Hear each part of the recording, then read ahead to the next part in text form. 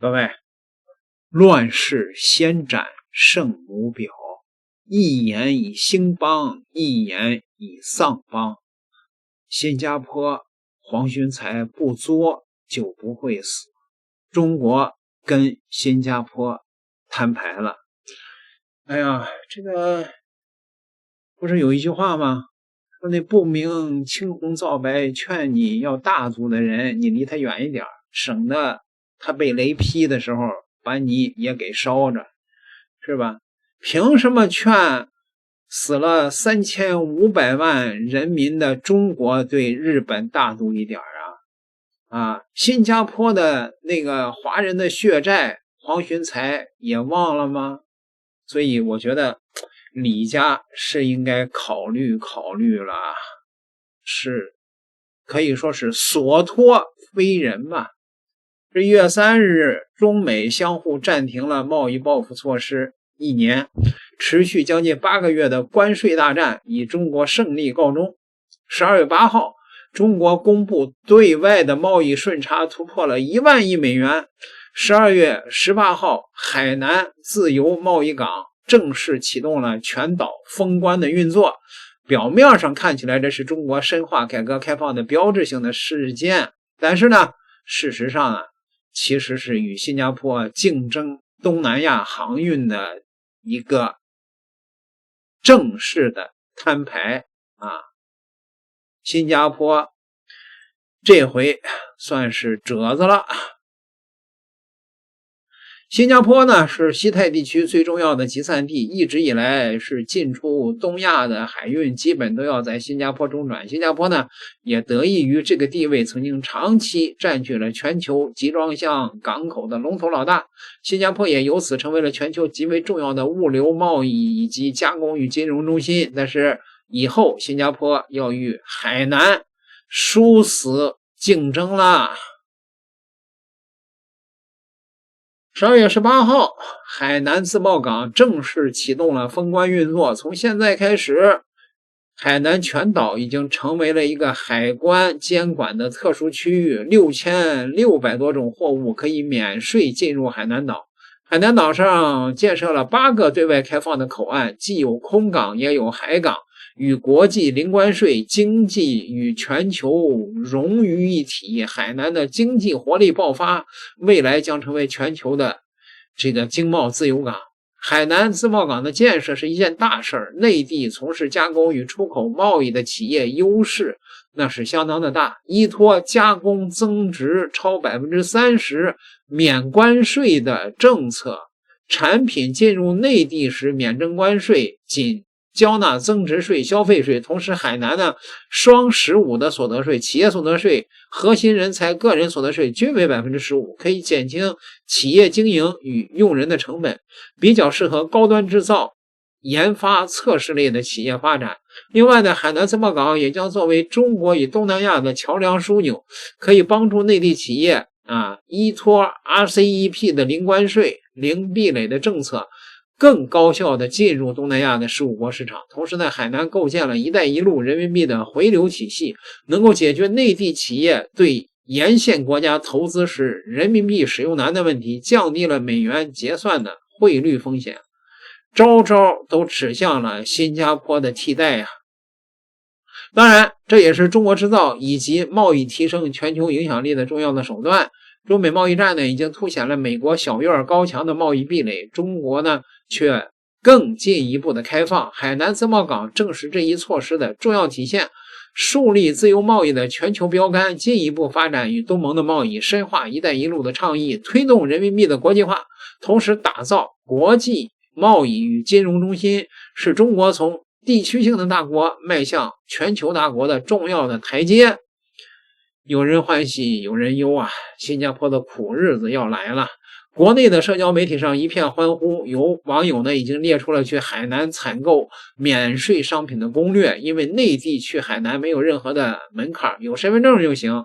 然而有新加坡的自媒体却非常尖锐地指出，海南的自贸港就是冲着新加坡来的。海南的封关并不只是封岛那么简单。第一呢，就是免税，如果在海南稍作加工，只要加工的增值超过 30% 就免税。有这个政策在，未来要进入内地工厂的材料，会不会在海南设置第一道手续的工厂呢？那这些材料的进口还会经过新加坡中转吗？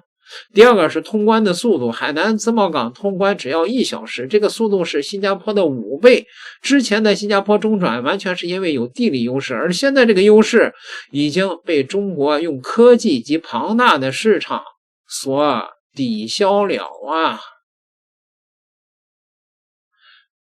分流补给呢，那是肯定的。经过马六甲海峡前往中国、日本、韩国、朝鲜乃至俄罗斯远东的船只，未来肯定有部分在海南补给啊。另一个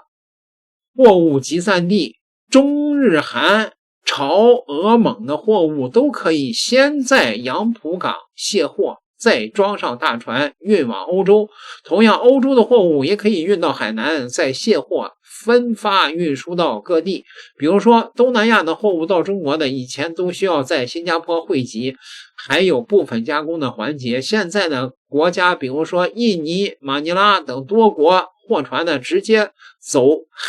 南海啊，抵达海南的杨浦港，里程缩短了400海里，通关速度加快，进出港的时间还缩短呢。你说这新加坡还要去中转吗？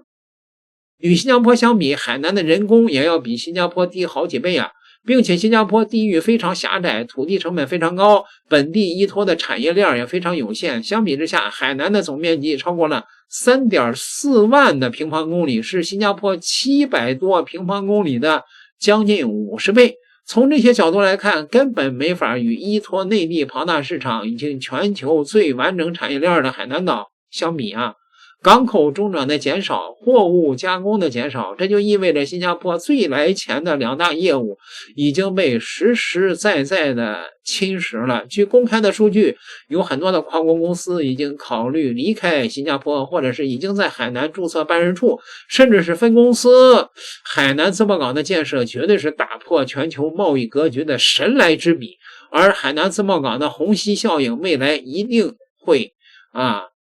踢出一个新的游戏的结局啊！新加坡的问题主要是不太识相，原本有顾虑，现在已经没了。中国一向很少做这种断人财路的事情，但是这次做的非常决绝。其一呢，当然是中国制造的转型升级的需要，将14亿人口工业化国家的产能与消费和全球直接对接，效率最高，利益最大化，这是中国制造从区域化走向全球化的一个必经之路。第二个呢，就是中国建立全球经贸标杆的需要，中国不再打算融入西方国家的圈子，而是要在自己的土地上打造出一个让世界感到舒适，甚至让全球国际上都觉得中国有更先进的自由的贸易市场。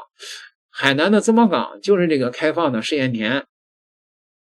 人不为己，天诛地灭，其实有2条就足够了。但事实上，即使如此呢，中国依然会为别人留口饭。儒家文化呢，对中国的影响实在是太深远了。与人为善，从不以邻为壑。之所以这样做，那还是因为新加坡做事儿太过分了。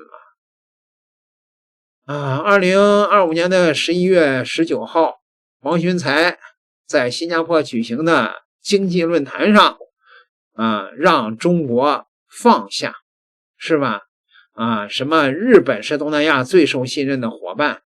黄循财的发言呢，立马就遭到了马来西亚的反对。新加坡有什么资格代替马来西亚原谅日本啊？其次的是中日之间的外交危机，是因为高市早苗以台湾有事就是日本的存立危机为由，打算继续侵略中国，试图改变战后秩序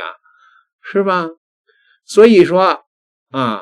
中国依据联合国宪章以敌国条款定性日本，无论是从情感上还是法理上都是站得住脚的，全球国家乃至五常都没啥意见。新加坡算是哪根葱啊？当年日本侵略新加坡也屠杀了超过5万的民众，而黄循财又如何替他们原谅呢？有网友指出呢，黄循财的爷爷在日本人手下做过事儿，这或许就是黄循财替日本说话的原因吧。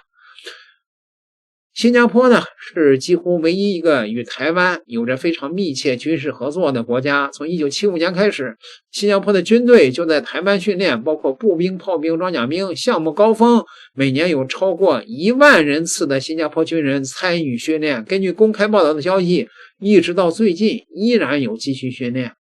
当然更过分的也有，你知道马六甲的困局是怎么来的吗？1992年起，美国开始在新加坡常态化的驻军。2000年后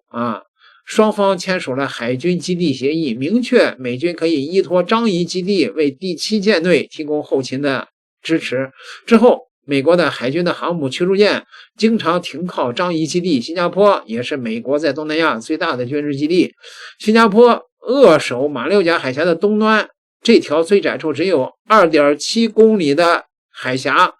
是全球航运最繁忙的区域。中国自改革开放以后，对于外部的能源以及原材料对外贸易的迫切需求，每年都有 60% 到 70% 的原油进口，大量的天然气与集装箱船走这条海峡。一旦这里出问题，中国就会面临能源贸易、工业全面受冲击的局面。而这里恰恰就有美国在东南亚最大的海军基地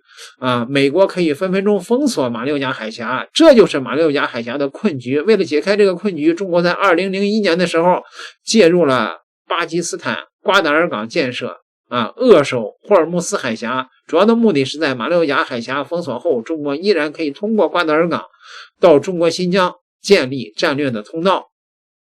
但是这个建议当时被新加坡生生给搅黄了这个新加坡港务局2007年的时候与巴基斯坦签署了40年的特许经营协议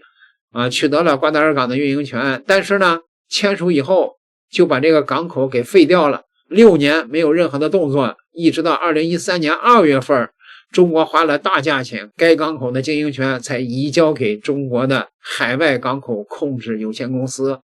被新加坡搅了局的中国再次发力中缅油气管道。2010年的6月，从缅甸的若开邦到胶漂港开始建设天然气是经过云南昆明延伸到重庆、广西等地，和石油管道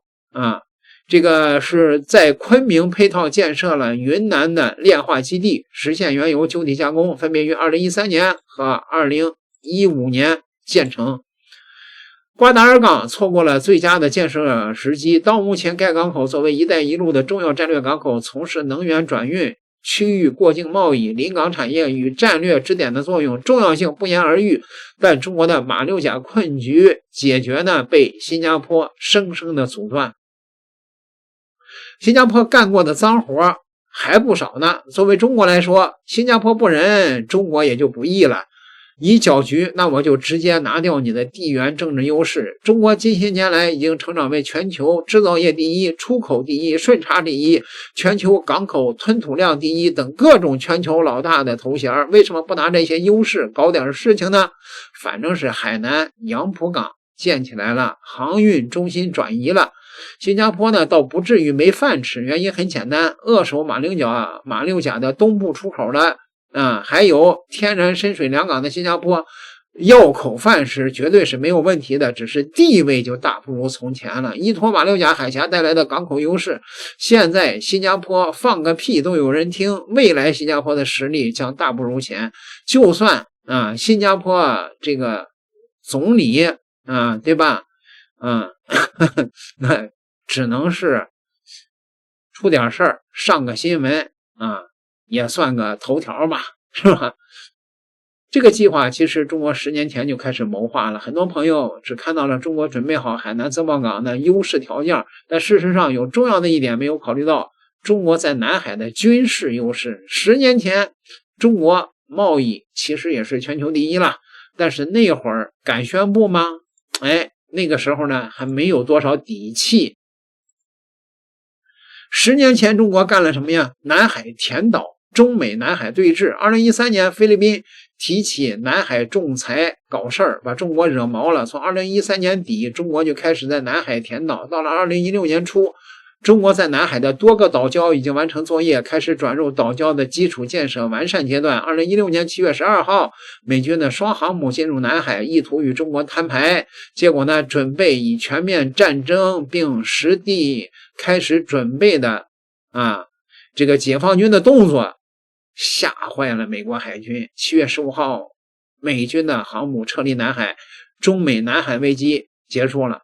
南海对峙前，中国已经开始爆兵了，之后更是加快了速度。歼20服役，山东舰服役，055首艘101，南昌舰服役，052D 驱逐舰和054护卫舰像下饺子一样。中国海军短短10年间的规模扩大了数倍，目前中国海军的南海已处于绝对的优势了。